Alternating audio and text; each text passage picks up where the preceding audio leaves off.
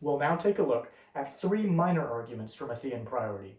I suggest that these arguments do not carry the same weight as the three major arguments considered previously, but they are consistent with Matthean priority, and they show that Matthean priority continues to be consistent with a wide variety of evidence. Minor argument number one, the minor agreements of Matthew and Luke against Mark.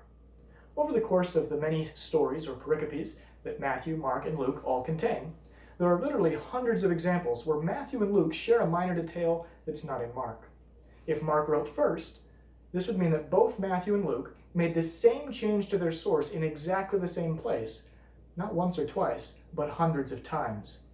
If that isn't a stretch enough, the two-source hypothesis would have us believe that this happened entirely by coincidence, because they say that Matthew did not know Luke's work, nor did Luke know Matthew's work.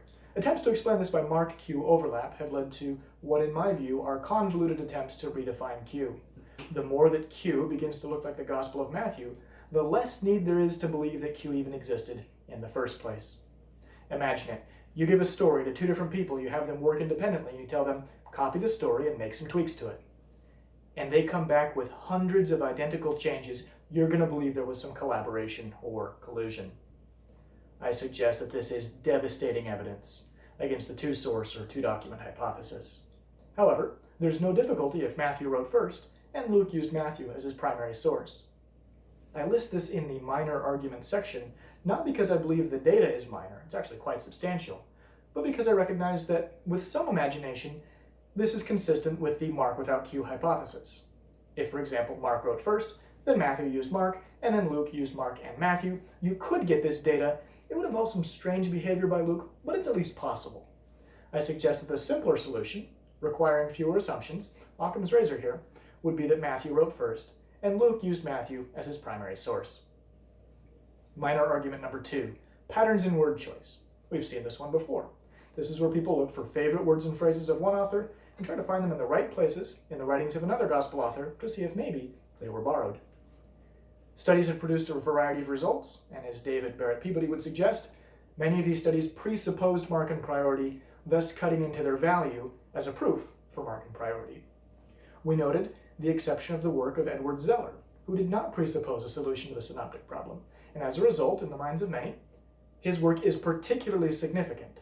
Zeller provided strong quantitative evidence that Mark borrowed from Matthew and Mark borrowed from Luke, not the other way around. Additionally, one other study worth noting is that by C.S. Mann. Now, we do have to acknowledge right off the bat that C.S. Mann did presuppose Matthean priority. The reason I do think his data is still worth considering is the high bar he set for what counted as evidence. His intent was to restrict his search only to places where it was actually possible that one author borrowed from the other, and then only consider words that show up 3 times as often or more in one gospel versus another. If it's just a little bit more often in this gospel than that one, we're not going to say that's a clear example of borrowing, but where we've got 3 times the frequency of a word's usage in one gospel versus another, there's a better chance that that's a favorite word or phrase of this gospel author. On the basis of that higher bar he set, Mann had overwhelming quantitative evidence that it was Mark who borrowed from Matthew. Minor argument number 3, the metaphor of the stained glass window.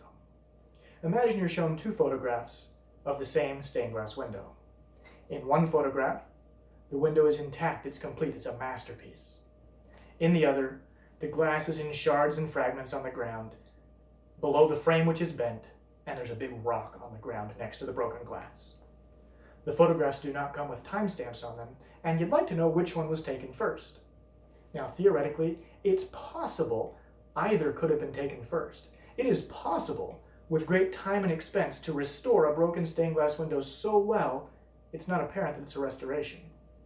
But it's far more plausible, it requires fewer assumptions, for which we don't have data, to suggest that the first photograph is the one of the intact window, and then somebody threw a rock through it.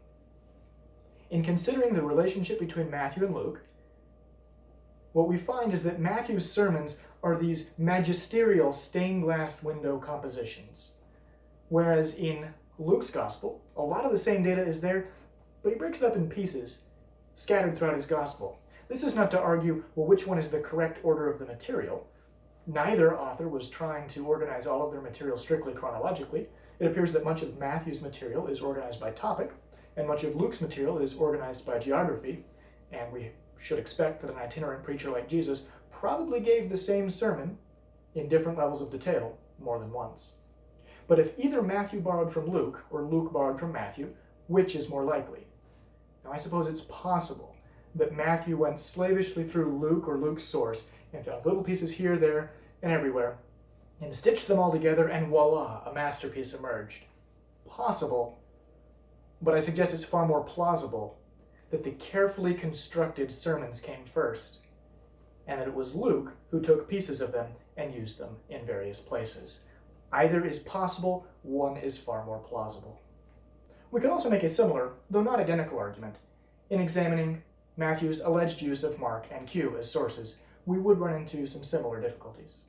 As we've considered the three minor arguments, we found another heavy blow against the popular two-source hypothesis. We've seen additional quantitative data suggesting Matthew did not use Mark, and we've seen an independent argument suggesting it's very unlikely that Matthew used Luke as a source. I don't think any of these three arguments get Matthean priority across the finish line on their own, but what we do see is the continued accumulation of evidence that is challenging to explain on the popular view, but presents no difficulty if Matthew wrote first.